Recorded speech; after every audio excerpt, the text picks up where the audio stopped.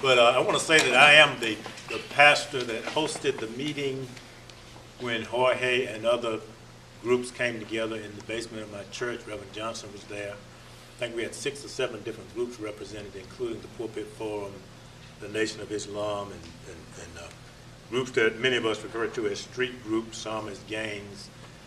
When they hammered out this agreement for peace and did some serious talking, I was very impressed with the sincerity of not just Jorge, but everybody in that room. And I was also a part of the press conference the next day, I believe, when he went public, and I was sitting at the table with him. And when you are in the position he was in, and you decide to do something, if you're not serious about it, you don't go public.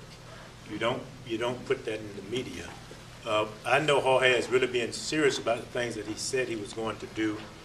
I'm familiar with a lot of the harassment he was receiving along with his brothers, because many of us ministers and pastors, we were a part of being with him in court, being with him before the Human Relations Commission. They would come and get the advice from us. I remember him being harassed on his job and losing his job. I remember other brothers losing their jobs and having no source of income, no money, and all the options that are available to a person when you have nothing. He didn't go down that road. He actually called some of us pastors, I'm one of them, told us about what he was going through, asked us for help. Some of us helped him get food, gas, pay rent, those kind of things, because we were asked and we knew there was a need. If you know Jorge, you also know that that's something that he would not have ever wanted to do unless it was absolutely necessary. He was a person that was not looking for handouts. He would prefer to work and earn it himself. And I remember when he and his daughters and others were selling what I call little candy flowers to make money. You have to really be committed to something to do those kinds of things, I think. I've been with him in his home for intervention. He has invited me there to counsel with people who were in trouble.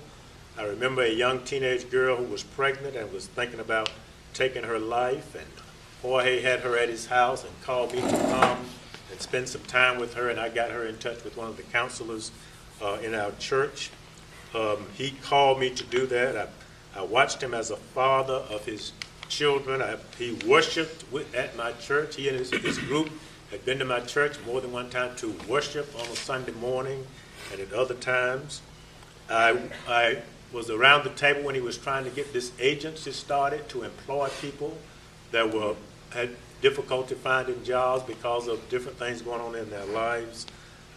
I was on the bus with him to D.C. when some 30 of us took a whole stack of complaints to the Department of Justice, which never got looked at, and nothing happened in that situation. And just a few days ago, I visited him in prison where he is locked up. I spent some time with him in the Graham area where he's incarcerated. We had a wonderful visit. I was shocked that he had lost so many pounds and looked so good, and he said he felt so healthy. I was able to leave there and go visit his brother, Randolph, and both of them wanted me to come back to the community and say thank you for the support. Thank you that they are not alone, that people love them. And I see Jorge as a gift to the community. I believe that one of the greatest resources we had in this community is locked away right now. He was helping pastors do the things that pastors ought to be doing anyway. And I was one of those pastors, and so whatever we can do to be supportive of him and not just let this go by, I would encourage all of us to do it. And I call that ministry, by the way. Let's thank Reverend Headen.